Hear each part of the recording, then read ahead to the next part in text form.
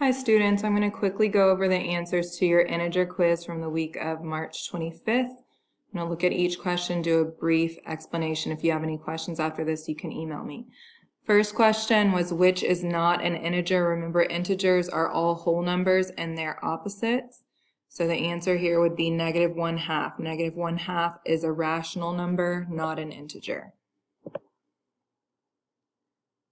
Question 2, which is the greatest integer? Remember, when you're thinking of negatives, the closer they would be to 0 on a number line, the greater they would be. So I'm going to sketch a number line really quick.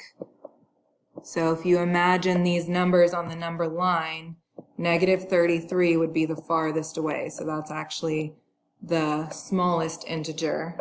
And we're going to count up as we get closer to 0. So negative 17 has the greatest value. Remember, if you get stuck, always think of money. You'd be in the best situation if you have negative $17 in your account versus negative any of these other amounts. Question 3, if you're withdrawing $100 from your bank account, you can represent that as minus 100 or negative $100. That would be true. Remember, when we put money in, we put a plus sign in front of it, and if we take money out of the bank account, we use a minus sign or a negative sign. Question 4, how could you make this into a true expression? You have negative 6 being compared to negative 8. Again, if you think of your number line, negative 6 would be somewhere up here closer to 0, and negative 8 would be farther away from 0. So negative 6 is greater than negative 8. So you should have chosen A.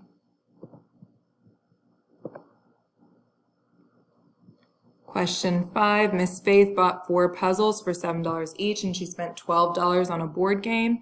She paid for the puzzles in the game with her debit card. The change in balance in Miss Faith's checking account would be expressed as shown. You're just going to follow your order of operations to solve that. So,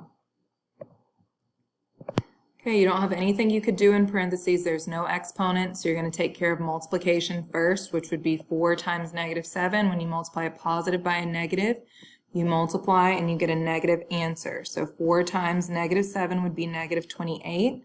And then you have negative 28 plus negative 12. When you add two negative numbers, or you add something with the same sign, you're going to add and keep the sign. So 28 plus 12 would give you 40, and since both were negative, that's going to give you negative 40 for your answer for that one. Okay, this next question, you have a negative 2 minus negative 4. So remember, subtraction is the same thing as adding the opposite, and the rule we learned in class is keep, change, change. So it would end up looking like this, negative 2 plus a positive 4, which would be the same thing as 4 minus 2, which is positive 2.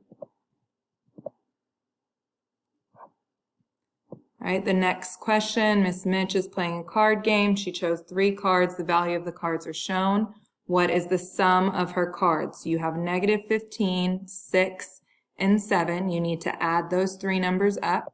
So there's a couple of different ways you could look at this one. I'm just going to go order of operations left to right. So first I would look at the negative 15 plus 6. I have different signs, so I'm going to subtract, keep the sign of the larger number. If I do 15 minus 6, I get 9.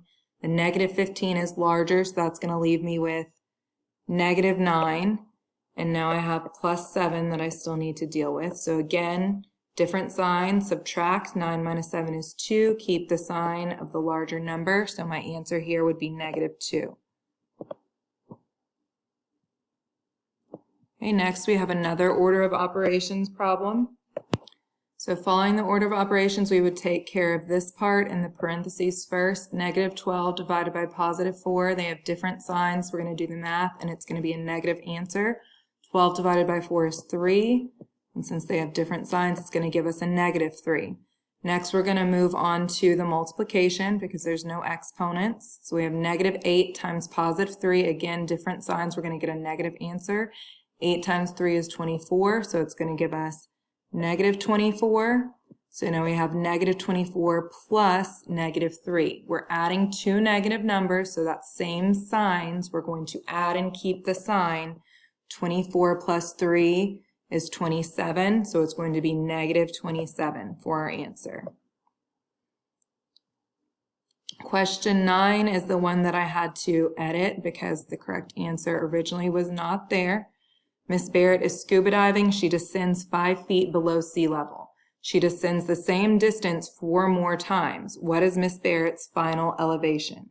So we learned at the beginning of the year that sea level is thought of as 0. Most of us on land, we're not exactly at sea level, so our elevation is some positive number above sea level. And then if you go scuba diving, you're going below sea level, so we can be thinking of that as negative.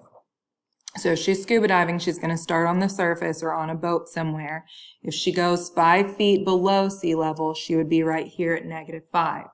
But then she's going to go down the same distance 4 more times. So since she's going down 5 feet, 5 times 4, that's 20 feet more. She's already here, but then she's going down 5 feet 4 more times. So once she does that, she's going to be all the way at 25 feet below sea level, which would be represented as negative 25 feet.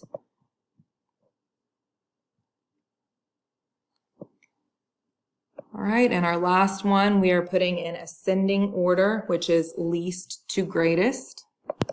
Okay, so I have a really horribly drawn number line here. It's really hard to draw on a laptop without a normal mouse or smartboard or anything like that, so don't laugh, or laugh if you want to.